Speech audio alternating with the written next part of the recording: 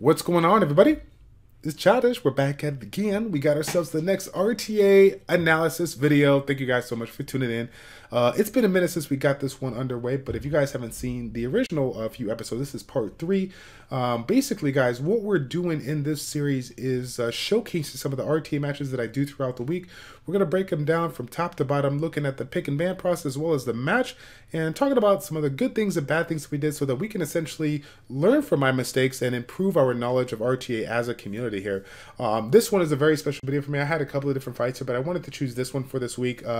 We got LYC Slowly in the house. Again, if you guys haven't seen LYC Slowly, he was one of my recent Man Crush Monday guests, right? We had a Brazilian YouTuber repping it here, doing it super well for the Summoners War YouTube community on the Brazilian side there. So again, we don't get an opportunity to go against different influencers out there, so I wanted to go ahead and showcase this, and let's go ahead and break it down. So we got a couple of seconds to get underway here. Of course, I don't know if you guys have been keeping up with it, but we're sitting about 9 days out from the World Arena Championship Finals. I'm super excited to be over there. It's going to be at the LA Microsoft Theater over there in Los Angeles, November 25th. So hopefully you guys are going to be tuning into that. There's going to be a ton of RTA matches here. This is why I really like to do a lot of RTA around the event.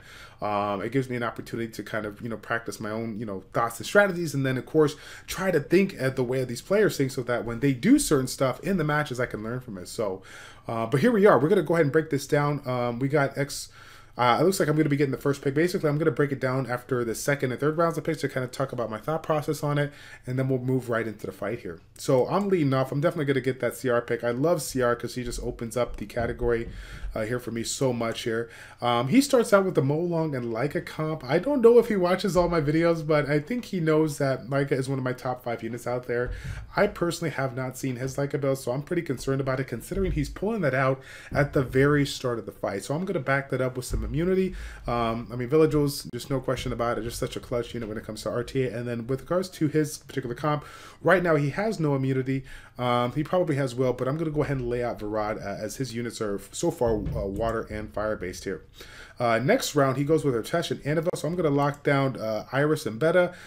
So far, I mean, he has quite a bit of tankiness on his side, but he hasn't laid out a stripper here. I don't know why I was thinking he was going to still bring a stripper here, so I'm going to go ahead and lay out the double immunity. I ended up bringing Iris in versus the third unit is because, one, obviously Iris is going to bring that passive heal, but more importantly, if you guys are paying attention to it now, he has 3 out of the 4 monsters with some kind of AoE mechanics. So with her being Despair Revenge, that's going to be a great opportunity for me to counterattack and get some stuns. Again, I'm really excited about it simply for the fact that he has no immunity right now. So I think it's really important here. And of course, Beta, just kind of a safety guard there, just in case I leave Villagel to hang there. I don't want him to ban that and then me be stuck without immunity. Last one here, of course, he goes for that Chiwu pick, so we can do some buff stripping here. So considering what is currently there, this was an interesting situation for me. I'm looking to hear in your comment section down below. Okay, generally in this situation, I feel like I got to take a look at the units going to provide so many different mechanics that I want to stay away from it, right? And for me, that is actually Molong. Molong has the defense break, the buff strip, and then of course he has that burst damage by means of reckless assault. I'm pretty scared about it, but I had to really take a look at his composition all around, and when I thought to myself, like, he has, when I look at everything, right, he has he has basically double defense break, double AoE defense break. He has double heal. He has 1 type of cleanse, so you kind of lean over to Annabelle here.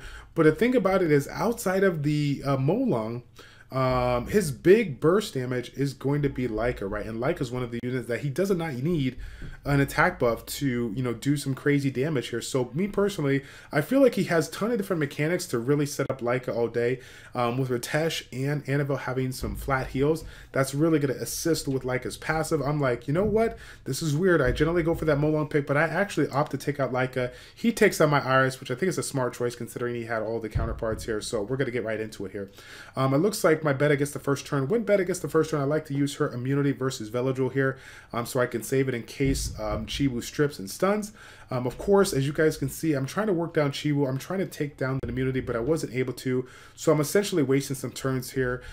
Slowly is looking to bring down my Varad to about 70% so he can take it out right there, because he knows that without immunity, he's going to be definitely struggling here. So again, I'm feeling pretty good right now. We got a couple of defense breaks in.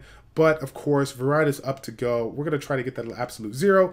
We're able to get 2 clutch freezes on the cleanser as well as Chiwu here. So I'm pretty excited about that. I definitely opt for landing that bomb. I don't want him to use a reckless assault. As you guys can see, my Varad is getting a little bit on the lower end.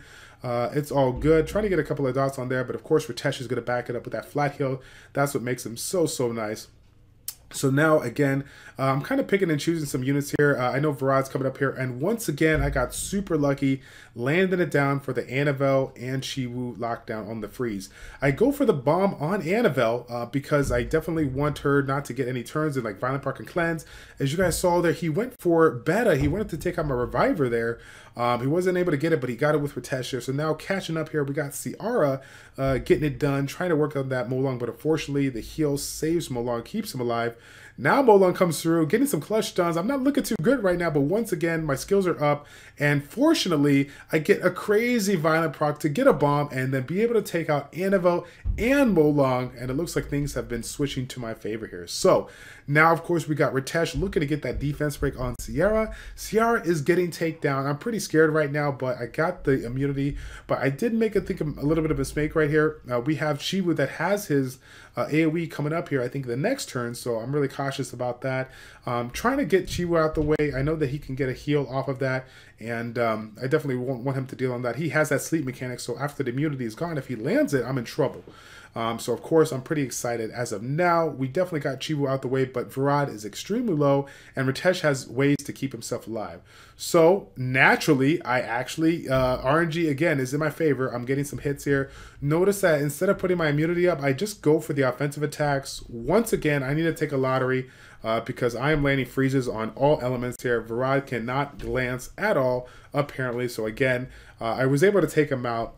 Super, super lucky, but at the end of the day, it was a crazy close match because again, that Ritesh, if he takes out Varad, I'm in serious trouble. And despite the fact that Villagel is defense based and can do some good amount of damage with the dots, I mean, Ritesh has ways of locking him down, right? He could have provoked Villagel, and then he has his heal when need be, and of course he has that defense break, so that would have crushed my my Villagel there. So right now, just finishing off the video showcasing some of the runes that I had because again, a lot of you guys have made a comment about different units that I use, and generally speaking, the ones that you saw today are some of my top 5 units that I like to use. But again, you know, when I think about the match share, I think I got pretty unlucky. I really do feel like if I left Leica at bay, despite the fact that I have double immunity, I don't think it would have been too hard of an issue for him to basically snipe Ciara.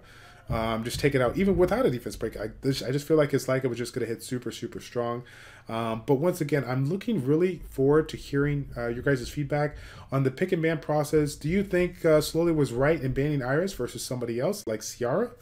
Or do you feel like maybe Varad should have been the way to go? Taking that out because he did not have any immunity to begin with. I mean, what's your guys' take on that? I'm looking forward to hearing in the comment section down below.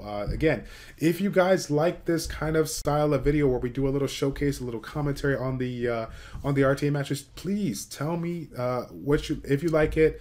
I really would appreciate your support. As far as RTA matches go, obviously, I would love to do them live, but sometimes I don't get the opportunity to. So again, if I find a fun match, I definitely want to showcase it, you know, do a little commentary on it, talk about it, because once again, there's nothing more exciting for me than to go through the thought process of what I did, both good and bad, and try to analyze it so that I can get better. And I feel like if I can get better, then we can all get better, all right? So that's going to be it, guys, for this RTA analysis video. Again, let me know what you think in the comment section down below. If you did like this style of video, do me the favor of smashing that like button, okay? I gotta know what you guys like so I can do more of it, okay?